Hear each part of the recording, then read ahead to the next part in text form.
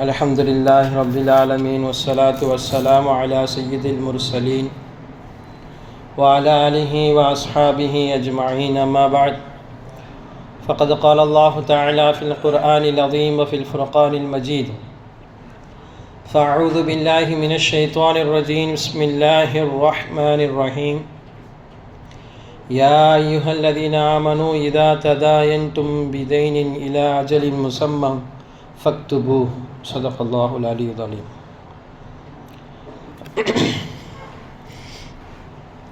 சகமிகு அல்லாஹுவின் நல்லடியார்களே,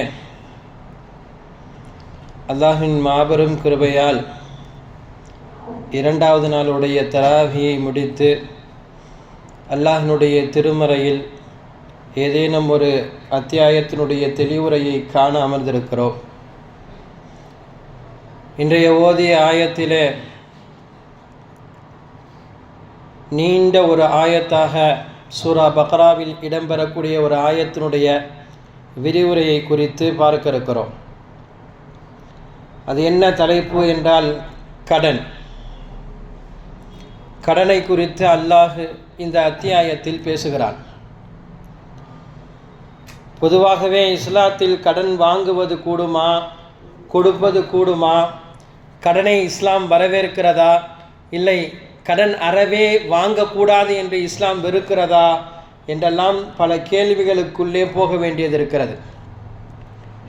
காரணம், இன்று பலவிதமான பல பேர் பல வாரியாக நம்மிடத்திலே சொல்லி வைத்திருக்கிறார்கள், நாமும் பார்த்தும் இருக்கிறோம்.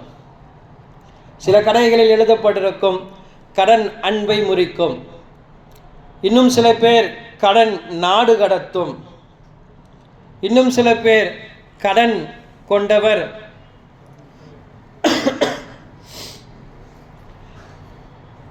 கடன் கொண்டவரின் கண் தூங்காது, கடன் அடைந்தவர் கவலை அடைந்தவர், கடனுடையவர் அவர் காலம் முழுக்க துன்பம் பெற்றவர் என்றெல்லாம் பேசக்கூடிய வார்த்தைகளை நம்மால் கேட்க முடிகிறது. இதெல்லாம் ஓரளவு என்னமோ ஒத்துப்போகுவதைப் போலவும் நமக்கு தெரியும். கடன் முழுக்க பெற்றவன் காலம் முழுக்க கவலையிலே தான் இருக்கிறான். அவன் கண்ணும் சில நேரங்களில் தூங்காமலே தான் இருக்கிறது. சில நேரங்களில் நண்பர்களாக இருப்பவர்கள் கடன்படும் பொழுது விரோதிகளாக மாறி போகிறார்கள். அப்போ இதுவெல்லாம் சரியாகத்தான் தெரிகிறது என்பது நமக்கு நிதர்சனமாகவும் தெரிய வருகிறது. ஆனால் இதையெல்லாம் நாம் கொஞ்சம் தள்ளி வைத்து கொண்டு இஸ்லாம் இதை விஷயத்தில் என்ன சொல்லுகிறது என்பதை பார்க்க இருக்கிறோம். கடனுடைய விஷயத்தில் முதல் கட்டம் நாம் இப்படி பார்க்க வேண்டியிருக்கிறது. ஒன்று, ஹுக்கூக்குல்லா ஹுக்கூக்குல் இபாத், அல்லாஹுக்கு செய்ய வேண்டிய கடமைகள் என்று சிலது இருக்கிறது, அடியார்களுக்கு செய்ய வேண்டிய கடமைகள் என்று சிலது இருக்கிறது. இப்போ அல்லாஹுக்கு செய்ய வேண்டிய கடமைகள் நமக்கு தெரியும், தொழுகை, நோன்பு, ஜக்காத்து, ஹஜ்ஜி, இதுவெல்லாம் அல்லாஹுக்கு செய்ய வேண்டிய கடமைகள். இதில் ஏதாவது தவறு ஏற்பட்டால் அல்லாஹ் மன்னிப்பான், இல்லை தண்டிப்பான், இது அவனை பொறுத்தது. அதே நேரத்தில் ஹுக்கூக்குல் இபாத் என்று சொல்லக்கூடிய அடியார்களுக்கு செய்ய வேண்டிய கடமைகளில் ஏதாவது தவறு ஏற்பட்டால் அவர் மன்னிக்காதவரையும் அல்லாஹ் அதை மன்னிக்க மாட்டான். அப்ப அடியாருடைய கடமைகளில் வருகிறது தான் இந்த கடன். இதில் குறித்து அல்லாஹ் குர்ஆனில் என்ன பேசுகிறான்? யா அய்யுஹல்லதீன ஆமனூ இதா ததாயன்தும் பிதைனின் இலா அஜலின் முஸம்மா ஃபக்துபூஹு, ஈமான் கொண்ட விசுவாசிகளே, நீங்கள் கடன் வாங்கினால் நீங்கள் அதை குறிப்பிட்ட அந்த காலம் வரையறை வைத்து அதை எழுதி கொள்ளுங்கள். இது நீண்ட ஆயத்து, கிட்டத்தட்ட குர்ஆனிலே ஆகப்பெரிய ஆயத்து இந்த ஆயத்து தான். தொழுகை, நோன்பு, ஜகாத்தை பற்றி பேசும் பொழுதும் கூட இவ்வளவு விரிவாக ஒரே ஆயத்தில் அல்லாஹ் பேசினானா என்றால் இல்லை. அப்போ அடியார்களுடைய விஷயத்தில் என்று வந்தவுடன் அல்லாஹ் ஒரே ஆயத்தை இவ்வளவு நீளமாக பேசுகிறான் என்றால் இதிலிருந்தே நாம் தெரிய வேண்டியிருக்கிறது, அடியார்களுடைய விஷயத்தில் ஏதாவது குறை நிகழ்த்தினால் அல்லாஹ் அதை மன்னிக்க மாட்டான். அல்லாஹ் என்ன சொல்ல வருகிறான் இந்த ஆயத்தில்? நீங்கள் கடன் வாங்கினால் ஒரு நீதமானவரை வைத்து அதை நீங்கள் எழுதி கொள்ளுங்கள். எப்படி எழுதணும்? ஒரு சாட்சியாளர் இருக்க வேண்டும். நீங்கள் எப்போது வாங்கினீர்கள் என்று எழுத வேண்டும். மறுபடியும் அதை எப்பொழுது கொடுக்க போகிறீர்கள் என்று எழுத வேண்டும். இந்த கடனுடைய அளவு என்ன என்று எழுத வேண்டும். இப்படி விலாவரியாக அல்லாஹ் அதை எழுதி வாங்க சொல்கிறான். ஏன் எழுதி வாங்க வேண்டும் என்று சொன்னால், யாராக இருந்தாலும் எழுதி வாங்க வேண்டும். பல பேர்கள் நம்ம நினைக்கலாம், பெற்றோர்களுடைய கடனையெல்லாம் எழுத வேண்டுமா, இல்லை பிள்ளைகள் நமக்காக கொடுத்த கடனை எழுதி வாங்க வேண்டுமா, நாங்களாம் ரொம்ப க்ளோஸு இதெல்லாம் நினைக்கிறார்கள். இன்று அந்த க்ளோஸின் மூலமாகத்தான் சில நேரங்களில் பெரிய ஆபத்தே வருகிறது. வேற யாராவது வாங்கினா கூட கொஞ்சம் முன்பின் கொடுக்கக்கூடிய நிலை இருக்கிறது. ஆனால் நான் யாருக்கு அதிகம் நான் பிரியப்படுகிறேன் என்று நினைக்கிறேனோ அவர் எந்த முன்பின்னும் நமக்கு ஆக்கப்படுவதில்லை. சரியாக அந்த நேரத்தில் வந்து நின்று நம்மிடம் கேட்க முற்பட்டு வருகிறார். அவருக்கு அது தேவை. எனவேதான் அல்லாஹு தஆலா இதற்கு ஒரு சரியான வரையறை கொடுக்கிறான். கொடுத்தவரும் அதில் சரியாக எழுத வேண்டும், வாங்கியவரும் ஒரு நீதமான வைத்து எழுதி கொள்ள வேண்டும். அப்படி எழுதி கொண்டால் இவ்விரண்டுவருக்கு மத்தியிலே எந்த விதமான மன கஷ்டமும் இல்லாமல் அதை திருப்பி கொடுப்பதற்கு ஏதுவாக இருக்கும். அப்படி இல்லை அப்படின்னு சொன்னால் திடீர்னு அவசரத்தில் வாங்கிட்டு போயிடுறாரு. வாங்கிட்டு போனவர் எழுதணும் தான் நினைக்கிறாரு, ஆனால் காலை வருவதற்கு முன்னால் அவர் வஃபாத்தாகி விடுகிறார். இப்போ இது மாதிரியான நேரத்தில் அவர் அந்த விஷயத்தை எழுதவில்லை என்றால் கடன் கொடுத்தவர் யாரிடம் போய் கேட்பார்? அவர் வீட்டிலே போய் உறவினர்களிடம் கேட்கும் பொழுது அதற்குரியான ஆதாரத்தை கேட்பார்களே, எப்படி கொடுக்க முடியும்? அப்ப இந்த சிக்கலுக்கெல்லாம் அல்லாஹ் ஒரு முடிவு கட்ட வேண்டும் என்பதற்காகத்தான் குர்ஆனில் அழகிய வசனமாக அல்லாஹ் இந்த வசனத்தை கொடுத்து சொல்கிறான், நீங்கள் கடன் கொடுத்தால் அதை எழுதி கொள்ளுங்கள், அதற்கு சாட்சியை வைத்துக் கொள்ளுங்கள் என்றெல்லாம் அல்லாஹ் பேசுகிறான். சரி, இந்த கடனுடைய விஷயத்தில் முதலில் மார்க்கம் எப்படி இதை வரவேற்கிறது? கடன் வாங்கலாமா என்றால், கடன் வாங்குவது இஸ்லாத்தில் கூடும். கூடும் என்ற வார்த்தையிலே நமக்கு தெரியும். எவ்வளவு கூடும் என்றால், அத்தியாவசிய தேவைக்காக வேண்டி நெருக்கடியான சூழ்நிலையில் கடன் வாங்குவதை இஸ்லாம் ஆகுமாக்கிறது. ஆனால் அது இல்லாமல் கடனையே பழக்கமாக்கி விடக்கூடாது. சில நேரங்களில் கடன் வாங்கி வாங்கி வாங்கி அது பழக்கமாகி விட்டது என்று சொன்னால் அதை விட்டொழிப்பது கடைசி வரையும் முடியாது. விட்டொழிப்பது மட்டுமல்ல, அதிலிருந்து மீளவும் முடியாது. எனவே அத்தியாவசியமான தேவைகளுக்கு இஸ்லாம் கடன் வாங்குவதை அனுமதிக்கிறது.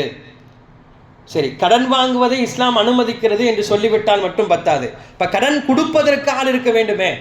அப்ப அந்த பக்கமும் இஸ்லாம் பேச வேண்டும். ஒரே பக்கமாக நின்று நீங்க வாங்கிக்கோன்னா யார் கொடுப்பா? இல்லை, கொடுப்பதும் கூடும், யாருக்காவது இருக்கப்பட்டவர்கள் நீங்கள் கொடுக்கலாம் என்று மட்டும் சொன்னால், கொடுக்கலாம் என்ற இந்த ஒற்றை வார்த்தையை வைத்து எல்லோரும் கொடுத்து விடுவார்களா? அது சாத்தியமா என்றால் அது கிடையாது. அப்ப அதற்கும் பெருமானார் ஸல்லல்லாஹு அலைஹி வஸல்லம் ஒரு வரையறையை அழகாக சொல்லித் தருகிறார்கள். நீங்கள் கடன் கொடுப்பீர்கள் என்றால் அல்லாஹ் உங்களுக்கு ஏராளமான நன்மைகளை கொடுத்து கொண்டே இருக்கிறார்.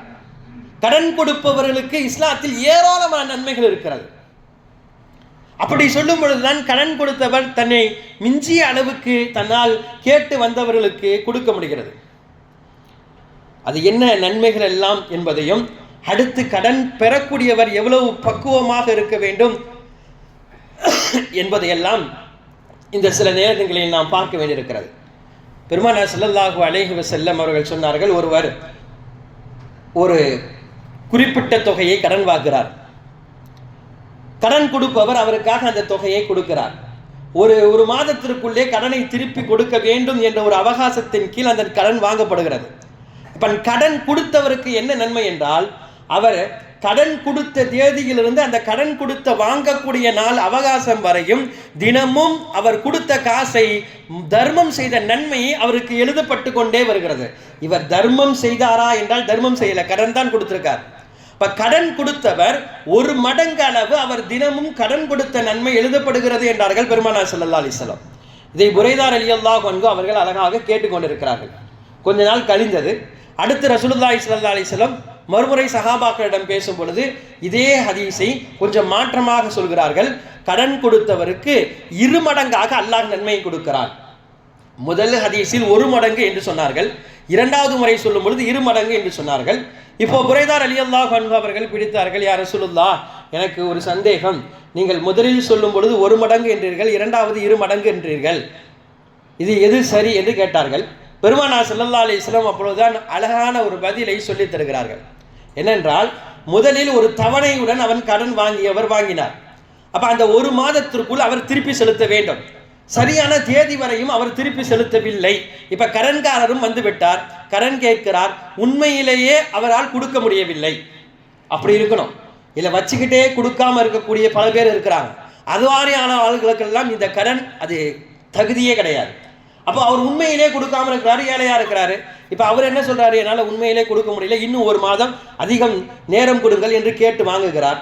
இப்போ அதுக்கு அடுத்த நாளிலிருந்து இவருக்கு 2 மடங்காக சதக்கா கொடுத்த நன்மை கிடைக்கிறது. அதுவரையும் 1 மடங்கு சதக்கா கொடுத்த நன்மை தினமும் கிடைத்து கொண்டிருந்தது.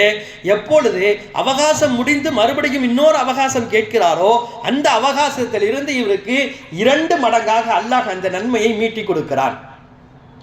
அப்ப எவ்வளவு நன்மை கிடைக்கும். இவர் தர்மம் செய்யல, கடன் தான் கொடுத்தார். கடன் கொடுத்தவருக்கு தர்மம் செய்த அளவுக்கு அல்லாஹ் நன்மையை கொடுக்கிறான் என்றால் நமக்கே ஒரு ஆசை வருது. நம்ம இருக்கப்பட்டவங்களாக இருந்தா நம்ம கடன் கொடுக்க வேண்டும் என்ற ஒரு ஆசை வருகிறது. ஆனால் சில பேர்கள் கடனை வாங்கிட்டு திரும்ப கொடுக்கறதுக்கு அலக்களிக்கிறதுனால இவருக்கெல்லாம் கடன் கொடுக்கணுமா என்ற எண்ணம் அளவுக்கு நமக்கு உண்டாக இருக்கிறது பல நேரங்களில். ஏன்னா கடன் கொடுக்கிறவர் ரொம்ப தேவைப்பட்டு கெஞ்சி ரொம்ப சங்கடப்பட்டு அவர்கிட்ட நின்று வாங்கிட்டு போயிடுறாரு. ஆனால் வாங்கிட்டு போன அடுத்த தருணத்திலிருந்து கடன் கொடுத்தவர் மிக சங்கடப்படும் அளவுக்கு அவர் ஆளாக்கப்படுகிறார். கடைசி வரையும் அவருடைய வாழ்க்கை அதில் கெஞ்சுவதிலே போய்விடுகிறது. இப்போ கடன் கொடுத்தவர் இந்த அளவுக்கு ஆக்கப்படக்கூடாது என்பதையும் இஸ்லாம் நமக்கு தெளிவாக சொல்லித் தருகிறது. எனவே பெருமானார் ஸல்லல்லாஹு அலைஹி வஸல்லம் அவர்கள் கடன் கொடுப்பவர்களுக்கு இப்படி ஏராளமான சிறப்புகளை சொல்லித் தருகிறார்கள். காரணம், ஒரு முஸ்லீமுடைய வாழ்க்கை எந்த கட்டத்திலும் இழிநிலைக்கு போகக்கூடாது என்றால் இது மாதிரியான தருணத்தினெல்லாம் கடன் கொடுத்து உதவ வேண்டும். அப்படி கடன் கொடுத்து உதவும் பொழுது அந்த முஸ்லீம் தன்னுடைய வாழ்க்கையை அடுத்த கட்டத்திற்கு எடுத்து போகக்கூடிய ஒரு நிலைக்கு அவன் உள்ளாக்கப்படுகிறான். எனவே தான் இந்த சிறப்புகளை எல்லாம் நாயகம் ஸல்லல்லாஹு அலைஹி வஸல்லம் சொல்லித் தருகிறார்கள். இது நன்மைகளையும் தாண்டி ஒரு முறை பெருமானார் ஸல்லல்லாஹு அலைஹி வஸல்லம் இந்த வார்த்தையை சொன்னார்கள். ஒருவருக்கு கடன் கொடுக்கிறார். அந்த கடனை இவர் திருப்பி கொடுக்கவில்லை. அவகாசம் முடிந்து விட்டது. மறுபடியும் அவர் திருப்பி கொடுக்காத பொழுது இவர் கேட்கிறார். உண்மையில் அவர் இல்லை என்று சொல்லிவிடுகிறார். இப்படி பல அவகாசத்திற்குள்ளே போய் கடைசி கட்டமாக இவர் கொடுக்க மாட்டார் என்ற பட்சத்தில் அவர் அதை மன்னித்து விடுகிறார். காரணம், அவரிடம் எதுவும் இல்லை கொடுப்பதற்கு என்பதற்காக அந்த தவணையை அவர் மன்னித்து விடுகிறார் என்றால் நாயகம் ஸல்லல்லாஹு அலைஹி வஸல்லம் சொன்னார்கள், இவருக்கு அல்லாஹ்வுடைய அர்ஷில் நிழல் கிடைக்கிறது. அன்றைய நாளில் எந்த இடத்திலும் நிழல் இருக்காது. அல்லாஹ் தன் நிழலில் மட்டும்தான் சில பேர்களை வைத்திருப்பான். அந்த நிழலில் இவரையும் சேர்ப்பான். ஏன் தெரியுமா? கடைசி வரையும் அவர் கொடுக்காமலே இருந்தார். கடைசி கட்டம் அவரால் முடியவில்லை என்ற பொழுது அந்த கடனை தள்ளுபடி செய்ததினால் அல்லாஹ் தன் நிழலில் இவரை சேர்த்துக் கொள்வான். சஹாபாக்கள் வாழ்க்கையாக இதை வாழ்ந்து காட்டினார்கள். அபுல் யஸர் என்று சொல்லக்கூடிய பத்ர் சஹாபி ஒருவர் நீண்ட நாளாக இன்னொரு சஹாபி கடன் கொடுக்க வேண்டும். பல தவணைகள் கொடுத்து விட்டார், திரும்ப பெற முடியவில்லை. கடைசி கட்டமாக எவ்வளவுதான் பொறுமையாக இருப்பது, கோபம் வந்து விட்டது. அவர் வீட்டுக்கே போய் கேட்டு விட்டார். அப்போது வீட்டிலிருந்து சத்தம் வருகிறது, அவர் வீட்டில் இல்லை என்று சத்தம் வருகிறது. சரி, திரும்பி போகலான்னு திரும்பும் பொழுது அந்த வீட்டிலிருந்து ஒரு பிள்ளை வெளியே வருது. எங்க உங்க அத்தான்னு கேட்குறாங்க. எங்க அத்தா உள்ள ஒளிஞ்சிட்டு இருக்காருன்னு அந்த பிள்ளை சொல்லுது. சொன்ன உடனே அவர் அங்கேயே நின்று கொண்டு, நீங்கள் ஒளிந்து கொண்டது தெரிந்தது, வெளியே வாருங்கள் என்று கூப்பிடும் பொழுது அந்த சஹாபி வெட்கத்தினால் என்ன செய்வது என்று தெரியாமல் கொஞ்சம் தன்னை வெட்கப்பட்டு வெளியே வரும் பொழுது அவர் சொன்ன வார்த்தை இதுதான், நான் உண்மையிலேயே உங்கள் கடனை கொடுக்க கூடாது என்ற எண்ணத்தில் ஒழியவில்லை, என்னால் கொடுப்பதற்கு எனக்கு ஏதும் இல்லை. அடுத்து நான் அவகாசம் கேட்கலாம் என்று நினைத்தால் எனக்கு வெட்கமாக இருக்கிறது. ஏன் தெரியுமா? நான் அவகாசம் கேட்டாலும் கூட என்னால் மறுபடியும் அந்த கடனை உங்களால் செலுத்த முடியாது. என்னால் அப்படி இருக்கிறது. நான் என்ன சொல்வது என்று தெரியாமல் பயத்தில் ஒளிந்து கொண்டேன் என்று அவர் சொன்னார். இதை கேட்ட அபுல் யஸர் ரலியல்லாஹு அன்ஹு அவர்கள் சொன்னார்கள், நீங்கள் சொல்வது அல்லாஹ்வின் மீது ஆணையாக உண்மையா?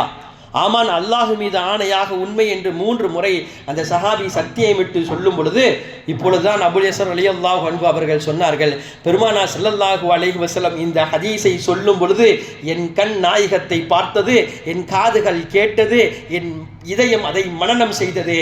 என்ன ஹதீஸ் இதுதான் என்று சொல்லிவிட்டு சொன்னார்கள், யார் கடனாளிக்கு கடைசி வரையும் கொடுக்க முடியாமல் கடனை தள்ளுபடி செய்கிறாரோ அவரை அல்லாஹ் தன் நிழலில் கீழே உட்கார வைத்துக் கொள்கிறான். அவர் தன் நிழலை அல்லாஹ் அவருடைய நிழலை அவருக்கு கொடுக்கிறான் என்ற ஹதீஸை அபூ யஸர் ரலியல்லாஹு அன்ஹு அவர்கள் சொல்லித் தருகிறார்கள்.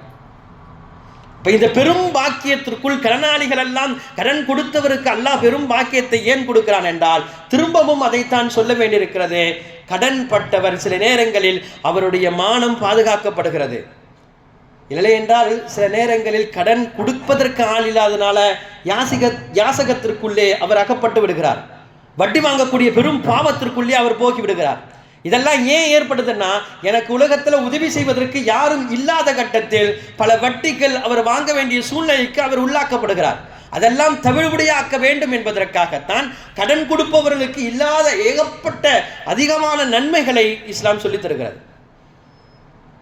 மேராஜில் பெருமானார் ஸல்லல்லாஹு அலைஹி வஸல்லம் ஒரு வாசலை பார்க்கிறார்கள். அந்த வாசலிலே இப்படி எழுதப்பட்டிருந்தது, அஸ்ஸதகத்து பி அஷ்ரி அம்சாலிஹா வல் கர்லு ஸமானியன அஷர். சதகாவுக்கு அல்லாஹ் 10 நன்மையை கொடுக்கிறான். ஆனால் கடன் கொடுத்தவருக்கு அல்லாஹ் 18 மடங்கு நன்மைகளை கொடுக்கிறான். தர்மமே செஞ்சாலும் 10 நன்மை தானா, ஆனால் கடன் கொடுத்தால் அவருக்கு 18 விதமான நன்மைகள் கிடைக்கிறதா. இதை ரசூலுல்லாஹி ஸல்லல்லாஹு அலைஹி வஸல்லம் பார்த்துட்டு ஜிப்ரீல் அலைஹிஸ்ஸலாம் கேட்டாங்க, என்ன இது ஒரு வித்தியாசமான இருக்கிறதே, ஏன்னா தர்மம் கொடுத்து விட்டார் என்றால் அந்த தர்மம் கொடுத்ததெல்லாம் திரும்ப வராது. இப்போ தர்மம் கொடுத்ததற்குத்தான் அதிகமாக நன்மை கொடுக்க வேண்டும். கடன் கொடுத்தார் என்றால் எப்படியாவது அந்த கடன் ஒரு கட்டம் இல்லை ஒரு கடன் திரும்பி வந்துவிடும். அப்போ அதுக்கு நன்மை கம்மியாக தான் இருக்கணும். ஆனால் இதுக்கு நன்மை அதிகமே ஏன் என்று கேட்கும் பொழுதுதான் ஜிப்ரீல் அலைஹிஸ்ஸலாம் ஒரு அழகான பதிலை சொல்லி தருகிறார்கள். யாசகம் கேட்டவருடைய பாவனை எப்படி இருக்கும் என்று சொன்னால், சில நேரங்களில் நம்ம யாசகம் கொடுப்பவர் அவர் உண்மையிலே கேட்கிறாரா இல்லையா என்று தெரியாமல் கொடுத்துடலாம். இல்லை, யாசகம் கேட்பவர் கேட்டு பழகிவிட்டார் என்றால் எவ்வளவுதான் நீங்க கொடுத்தாலும் மறுபடியும் அந்த இடத்துல அப்படியே தான் உட்கார்ந்துருப்பார். அவர் அடுத்த கட்டத்திற்கு முற்பட்டு போவாரானா போக மாட்டார். அவருக்கு எவ்வளவுதான் நீங்க கொடுத்தாலும் கடைசி வரையும் கையை ஒரு முறை ஏந்தி விட்டார் என்றால் கடைசி காலம் வரையும் அவர் கை ஏந்தி கொண்டுதான் இருப்பார். எனவேதான் நபி ஸல்லல்லாஹு அலைஹி வஸல்லம் ஒருவர் இல்லை என்று ஒரு தடவை கேட்டார். நாயகம் கொடுத்தார்கள், மறுபடியும் வந்தார். ரசூலுல்லாஹ் கொடுத்தார்கள், மறுபடியும் வந்தார். நாயகம் கையை தட்டிவிட்டு சொன்னார்கள், காலம் முழுக்க கையேந்தி விடாதே என்று கண்டித்தார்கள். அப்ப இந்த நிலைக்கு அவர் வரக்கூடிய நிலை எப்ப ஏற்படும்? யாசகம் கொடுப்பவருக்கு அந்த மாதிரியான நிலை ஏற்படும். ஆனால் கடன் வாங்குபவருக்கு அந்த நிலை ஏற்படாது. காரணம் என்னவென்றால், அவர் மிகப்பெரிய சிக்கலில் தான் கடனை வாங்குவார். அதனையும் அதை திருப்பி கொடுக்க வேண்டும் என்ற எண்ணத்தில் தான் அவர் வாங்குகிறார். அப்படி அவர் வாங்கும் பொழுது அல்லாஹு தஆலா அவரின் புறத்திலிருந்து உதவி செய்கிறார். கடன் வாங்குவது என்பது ஒரு இக்கட்டான சூழ்நிலையில் வாங்கினால் ஹதீஸில் நாயகம் என்ன சொல்கிறார்கள் என்றால், கொடுக்க வேண்டும் என்ற முயற்சியும் தேட்டமும் இருப்பவன் கண்டிப்பாக அவன் பக்கம் அல்லாஹ் இருந்து அந்த கடனை அடைக்கிறான். காரணம், அவர் எப்படியாவது தனது நிலையை மாற்றிக்கொள்ள வேண்டும் என்ற எண்ணத்தில் இருக்கிறார். எனவேதான் தர்மம் வாங்குவது என்பது ஒரு கட்டத்தில் அது அவமானம், அது ஒரு இழிச்செயல். அதே நேரத்தில் கடன் வாங்குவதும் அது மாதிரியா என்றால் அது கிடையாது, அது ஒரு இழிச்செயல் கிடையாது. இழிச்செயலுக்கு போகக்கூடாது என்று தனது வாழ்க்கையை கொஞ்சம் நிமிர்த்தி பிடிப்பது தான் கடன் வாங்குவது, அத்தியாவசியமான நிலைக்கு கடன் வாங்குவது. எனவே அதை இழிச்செயலாக இஸ்லாம் சொல்லவில்லை, அதை கூடுமாக்குறது. அதே நேரத்தில் நாம் இன்னொன்றையும் பார்க்க வேண்டியிருக்கிறது, வாழ்க்கை முழுக்க கடனிலே ஓடிவிடக்கூடாது. இந்த ஏராளமான கடன்கள் இருப்பவரும் வாங்கிறார்கள், இல்லாதவர்களும் வாங்கிறார்கள், எல்லோரும் வாங்கக்கூடிய நிலையிலே ஆக்கப்பட்டு விட்டது. ஒரு பக்கம் இஸ்லாம் கொடுப்பதற்கு அவ்வளவு வலியுறுத்தினாலும் இன்னொரு பக்கம் வாங்கக்கூடாது என்பதை பெருமானார் ஸல்லல்லாஹு அலைஹி வஸல்லம் மிக கண்டித்து சொன்னார்கள். எந்த ஜனாசா வந்து ரசூலுல்லாஹ் மதீனாவில் வச்சா முதல் கேள்வி நாயகம் கேட்பது இதுதான், இந்த மையத்திற்கு கடன் இருக்கிறதா என்று கேட்பார்கள். அதுக்கு அடுத்து தான் அடுத்த வார்த்தை, அவர் என்ன அமல் செய்தார், அவர் தொழுகையாளியா, அவர் இல்லையா, அதெல்லாம் எதுவும் கிடையாது. இவர் கடனாளியா இல்லையா என்று கேட்பார்கள். இவர் கடனாளி கிடையாது என்றால் நாயகம் தொழுக வைப்பார்கள். இவர் கடனாளி என்று சொல்லப்பட்டால் இவர் கடனை அடைப்பதற்கு யாராவது இருக்கிறீர்களா என்று கேட்பார்கள். இருந்தார்கள் என்றால் ரசூலுல்லாஹி ஸல்லல்லாஹு அலைஹி வஸல்லம் தொழுகை நடத்துவார்கள். இல்லை, கடனை அடைப்பதற்கு யாருமே இல்லை என்று சொன்னால் பெருமானார் ஸல்லல்லாஹு அலைஹி வஸல்லம் சொல்வார்கள், சல்லு அலா ஸாஹிபிக்கும், உங்களுடைய சகோதரருக்கு நீங்களே தொழுகை நடத்துங்கள் என்று சொல்லிடுவார்கள். இவ்வளவு பெரிய செயல். பெருமானார் ஸல்லல்லாஹு அலைஹி வஸல்லம் ஜீவித்த காலத்திலேயே ஒரு மனிதருக்கு நாயகம் முற்பட்டு வந்து தொழுகை நடத்தவில்லை என்று சொன்னால் அவருடைய அந்த கடன் என்பது எப்படி பெரும் பாவமாக வந்து நிற்கிறது. எந்த தப்புக்காவது ரசூலுல்லாஹ் இந்த வார்த்தையை சொன்னாங்களா? ஒரு மது குடித்தவனுக்கு வந்து நான் தொழுகை நடத்த மாட்டேன்னு சொல்லல, ஒரு விபச்சாரிக்கு வந்து நான் தொழுகை நடத்த மாட்டேன்னு சொல்லல. அப்போ எவ்வளவு பெரிய உச்சகட்ட பாவமாக இருந்திருந்தால் ரசூலுல்லாஹ் இந்த சொல்லை சொல்லியிருப்பார்கள். இப்போ கடனே வாங்கக்கூடாதா என்றால் அத்தியாவசியமான நிலைகளே கடன் வாங்குவது கூடும். வாங்கிய பட்சத்தில் அதை அடைக்க முடியவில்லை என்றால் கடைசி கட்டமாக உறவினர்களுக்கு அதை சொல்லிவிட்டு எழுதி வைத்து விட்டு செல்ல வேண்டும். அதைத்தான் இந்த ஆயத்தில் சொல்லப்படுகிறது. இல்லை, நம்ம அப்படி செய்யலைன்னு சொன்னால் கடைசியில் அந்த மையத்து கடன் அடைக்கப்படாத வரையும் சுவனத்தில் போய் சேராது. ஒரு சஹாபி இறந்தார், அவருக்கு ஒரு 300 திர்ஹம் இருந்தது. அதை சொந்தத்தினர்கள்லாம் பிரித்துக் கொள்ளலாம் என்று நினைக்கிறார்கள். பெருமானார் ஸல்லல்லாஹு அலைஹி வஸல்லம் அனுமதி கேட்கிறார்கள். அனுமதி கேட்ட அடுத்த மாத்திரத்தில் ஜிப்ரீல் அலைஹிஸ்ஸலாம் வந்து இறங்கி விடுகிறார்கள். இந்த மையத்து அங்கே சுவனத்திற்கு போக முடியாமல் தடை செய்யப்படுகிறது. காரணம் என்னவென்று சொன்னால், இந்த மையத்திற்கு கடன் இருக்கிறது, சொந்தங்களுக்கு போய்விட வேண்டாம், முதலில் கடனை நிறைவேற்ற வேண்டும், கடனை நிறைவேற்றினால்தான் அந்த மையத்து சுவனத்திற்கு போக முடியும் என்று சொன்னவுடன் பெருமானார் ஸல்லல்லாஹு அலைஹி வஸல்லம் கடன்காரர்களை தேடி கடனை கொடுக்க சொன்னார்கள். எனவேதான் நம்முடைய பெற்றோர்களுக்கு செய்ய வேண்டிய கடமைகளிலே ஆக சிறந்த கடமை என்னவென்றால், அவர்கள் ஜீவித்த காலத்தில் யாரிடமாவது கடன் வாங்கியிருக்கிறார்களா என்று பார்ப்பது ஒவ்வொரு பிள்ளையின் மீது உள்ள கடமை. இதைவிட ஒரு பெரிய கடமை என்பது ஒரு பிள்ளைகளுக்கு கிடையாது. ஒரு மையத்து வந்துருச்சுன்னா உடனே மையத்தொழுகைக்கு பிறகு மகன் வந்து முதல்ல சொல்ற வார்த்தை என்ன? என் தந்தை யாராவது கடன் வாங்கியிருந்தா சொல்லுங்க, நான் திருப்பி கொடுத்துட்டேன் என்று. இது வெறுமனையே ஒரு சடங்குக்காக வேண்டி சொல்லப்படக்கூடிய வார்த்தை அல்ல. அது கடமையாக, அந்த தன் மகனுடைய கடமையாக அவர் எடுத்து சொல்ல வேண்டிய வார்த்தை. ஒரு பெற்றோருக்கு செய்ய வேண்டிய உச்சகட்ட கடமை இதுதான். ஜாபிர் ரலியல்லாஹு அன்ஹு அவர்கள் தந்தை ஏராளமான கடன் வாங்கி விட்டு போய்விட்டார்கள். அவர்களுக்கும் கொடுப்பதற்கு வசதி இல்லை. இருந்த சகோதரிகளும் 6-7 சகோதரிகள் ஜாபிர் ரலியல்லாஹுக்கு இருக்கிறார்கள். இப்போது ஒரு யூதன் வந்து இருக்கிறான். அவனிடம் 30 வசக்குகள் பேரித்தம் பழத்தை கடனாக வாங்கியிருந்தார்கள். இப்போ ஒரேடியாக இது திருப்பி கொடுக்க முடியாது. ஒரு சின்ன தோட்டம் இருக்கிறது. அந்த தோட்டத்தில் வருஷம் வருஷம் வரக்கூடிய விளைச்சலை வைத்து தான் அதை கொடுக்க முடியும். அப்போ இவங்க ஒரு அவகாசம் கேட்டார்கள் கடனை திருப்பி கொடுப்பதற்கு. அப்போ அந்த யூதன் அதற்கு ஒத்துக்கொள்ளவில்லை. இல்லை, முடியாது, இப்போ தான் தரணும் என்று அடம் பிடித்தார். இப்போ பெருமானார் ஸல்லல்லாஹு அலைஹி வஸல்லம் வேறு வழி இல்லாமல் ஜாபிர் ரலியல்லாஹு அன்ஹு அவர்கள் போகும் பொழுது பெருமானார் ஸல்லல்லாஹு அலைஹி வஸல்லம் நடந்த எல்லாம் கேட்டார்கள். உண்மைதான். அப்போ ரசூலுல்லாஹி ஸல்லல்லாஹு அலைஹி வஸல்லம் அந்த தோட்டம் எங்கு இருக்கிறது என்று கேட்டார்கள். இப்போ ஜாபிர் ரலியல்லாஹு சொன்னார்கள், யார ரசூலுல்லாஹ், இங்கே தான் இருக்குது, ஆனால் வந்து இப்பொழுது விளைச்சலுடைய காலம் கிடையாது, இன்னும் 1 வருடம் ஆகும் என்று நினைக்கிறேன் என்றெல்லாம் சொல்லும் பொழுது நாயகம் கேட்டார்கள், இல்லை எங்கு இருக்கிறது தான் கேட்டேன் என்றார்கள். இப்போ ரசூலுல்லாஹி ஸல்லல்லாஹு அலைஹி வஸல்லம் கைப்பிடித்து அந்த தோட்டத்திற்கு அழைத்து செல்லும் பொழுது பெருமானார் அதனுடைய ஆரம்பத்திலிருந்து கடைசி வரையும் நடந்து விட்டு திரும்பினார்கள். பெருமானார் ஸல்லல்லாஹு அலைஹி வஸல்லம் புனித கால்கள் அந்த இடத்திலே பட்டு ஒரு சில நாட்கள் தான் ஆனது. மிகப்பெரிய விளைச்சலுக்குள்ளாக அந்த தோட்டம் ஆக்கப்பட்டது. ஒரு சில நாட்களுக்கு முன்பாகவே, அவர் கேட்ட நாட்களுக்கு முன்பாகவே முழு தொகையை அவருக்கு கொடுத்து வாழ்நாள் முழுக்க அவர்கள் அந்த தோட்டத்திலிருந்து பயனடைந்தார்கள் என்று வரலாறு பதிவு செய்யப்பட்டிருக்கிறது. ஏன் இப்படி அப்படின்னு சொன்னா, பெற்றோர்களுடைய கடனை எப்படியாவது அடைக்க வேண்டும் என்ற அக்கறை காட்டியதனால் அல்லாஹு தஆலா அந்த தோட்டத்தின் மூலமாக அவருக்கு பரக்காத்துகளை எடுத்து கொடுத்தார். எனவே நம்முடைய வாழ்க்கையிலே கடன் அத்தியாவசியமான நிலைகளுக்கு, முடியாத நிலைகளுக்கு வந்தால் கண்டிப்பாக அது இஸ்லாம் கூடுமாக்குறது. ஆனால் அதுவே வாழ்நாள் முழுக்க இருந்தால் கண்டிப்பாக அந்த கடனிலே வாழ்க்கை மூறுவதற்குண்டான பெரிய வாய்ப்பும் இருக்கிறது. பெருமானார் ஸல்லல்லாஹு அலைஹி வஸல்லம் அதற்காகத்தான் திரும்ப திரும்ப திரும்ப கடனுடைய விஷயத்தில் எச்சரிக்கை செய்து கொண்டே இருந்தார்கள். திடீர்னு வாழ்த்தத்தை நோக்கி ரசூலுல்லாஹ் சொன்னார்கள், சுபஹான் அல்லாஹ்னா, மறுபடியும் சுபஹான் அல்லாஹ்னாங்க, மறுபடியும் சுபஹான் அல்லாஹ்ங்க. சஹாபாக்கெல்லாம் ஆச்சரியப்பட்டு, யார் ரசூலுல்லாஹ் என்ன ஆனது என்று கேட்டார்கள்.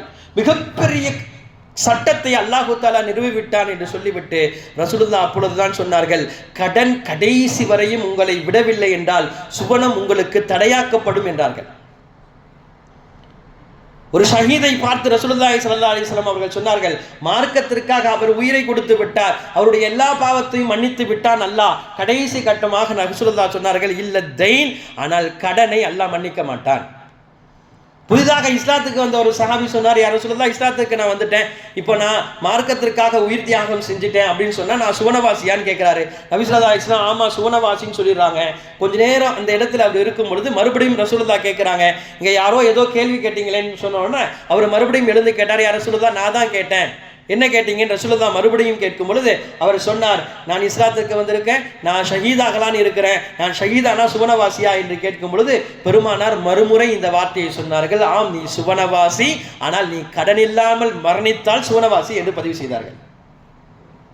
இப்போ வாழ்க்கையிலே அத்தியாவசிய தேவைகளுக்காக வேண்டி வாங்கப்படக்கூடிய கடன்கள் இஸ்லாத்தில் அது கூடுமாக்கப்படுகிறது. ஆனால் வாழ்நாள் முழுக்க கடனாளியாக நாம் இருப்பதை இஸ்லாம் கண்டிக்கிறது. நமது வாழ்க்கையை அப்படி நாம் எடுத்து செல்லக்கூடாது. தகுதிக்கு மீறிய கடனை கொடுக்கவும் கூடாது, தகுதிக்கு மீறிய கடனை வாங்கவும் கூடாது. நமக்கு நல்லா தெரிஞ்சது தான் அப்படின்னு சொல்லிட்டு நம்ம பாட்டுக்கு கொடுத்துட்டோம், இஸ்லாம் சொன்னது போல, குரான் சொன்னது போல சரியாக எழுதலை, ஒரு பத்திரம் போடலை, எதுவுமே செய்யலை, இஷ்டத்துக்கு எனக்கு ரொம்ப அவர் க்ளோஸ் என்று கொடுத்துட்டோம் என்று சொன்னால் அவர் பலவிதமான சூழ்நிலைக்கு உள்ளாக்கப்பட்டால் கடைசி வரையும் அந்த காசு பணம் நமக்கு திரும்ப வராமல் போகலாம்.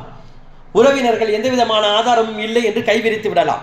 அப்ப அல்லாஹ் சொன்ன இந்த சட்டமெல்லாம் என்னவென்றால், கடன் கொடுத்தவனையும் பாதுகாக்கிறது, கடன் வாங்கியவனையும் பாதுகாக்கிறது, இருவர்களையும் சரியான முறையிலே அன்பாக அரவணைக்கிறது. இப்படி அரவணைத்தால் அந்த கடன் அது அழகிய கடனாக ஆகுகிறது. பல பள்ளிவாசல்கள் இன்னைக்கு அதுதானே வச்சிருக்காங்க. வட்டிக்குள்ள சிக்கிவிடக்கூடாது என்பதற்காக கடனை வைப்பதற்கு காரணம் என்னவென்று சொன்னால், கடனை பெற்றுக்கொண்டவர் கடைசி அந்த தவணையிலே கட்டிவிட்டு அவருடைய வாழ்க்கை மேம்படுவதற்கு அதை அவர் பயன்படுத்த வேண்டும்.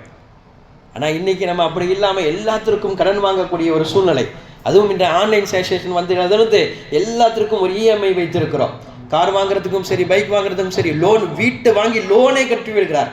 என்ன தைரியத்தில் இது நடக்கிறதோ அல்லாஹுக்குத்தான் வெளிச்சம். காரணம் என்ன தெரியுமா? அவ்வளவு காசுகளை போட்டு கட்டி விட்டு எப்படியோ இஸ்ராயேல் தனது வாழ்க்கையிலே 52, 59 இல்லை 60, 70க்கு மேல் தான் வருவார் என்று உத்தரவாதம் கொடுப்பதை போல எல்லா செயல்களும் நடக்கிறது. ஒரு சின்ன இடத்திலே கொஞ்ச காலம் அவரை அல்லாஹ் படுக்க வைத்து விட்டான் என்றால் அவருடைய குடும்பம் தெருவுக்கு வந்து விடுமா இல்லையா? இப்போ எந்த தைரியத்தில் இந்த ஆன்லைன் டிரான்சாக்ஷன், இந்த இஎம்ஐக்குள்ளாம் போகிறோம் என்றால் நாம் யோசித்து அதற்குள்ளே போக வேண்டும். நம்முடைய வருமானம் எவ்வளோ இருக்கிறது, இது தொடர்ந்து வருமா, ஏதாவது ஒரு நேரத்தில் எனக்கு தடைப்பட்டு விட்டது என்றால் நான் என்ன செய்வேன், எனது பிள்ளைகள் இருக்கிறது, என் குடும்பங்கள் இருக்கிறது என்றெல்லாம் யோசித்து கடன் வாங்குபவர்கள் கொஞ்சம் பயப்பட வேண்டும். எனவே குர்ஆனுடைய இந்த அத்தியாயம் நமக்கு முழுக்க இதை தான் கற்றுக் கொடுக்கிறது. கடன் இருக்கப்பட்டவர்கள் இஸ்லாமியர்களை நல்ல நிலைக்கு கொண்டு போக வேண்டும் என்று சொன்னால் கண்டிப்பாக இருக்கப்பட்டவர்கள் கடன் கொடுக்க வேண்டும். இல்லாதப்பட்டவர்கள் ரொம்ப முடியாத நேரத்தில் கடன் வாங்கி அதிலே தன்னுடைய அனைத்து விதமான செயல்களையும் செய்து வாழ்க்கையை முன்னேற்றலாம். ஆனால் அதே வாழ்க்கையாக்கி விடக்கூடாது. வல்ல அல்லாஹ் அனைத்து கடன்களை விட்டையும் நம்மை பாதுகாத்துவானாக. முழுக்க நாளை சூனத்திலே கடன் இல்லாமல் நுழையக்கூடிய பாக்கியத்தை தந்தருள் புரிவானாக. வாஹிரு தவானா அல்ஹம்துலில்லாஹி ரப்பில் ஆலமீன்.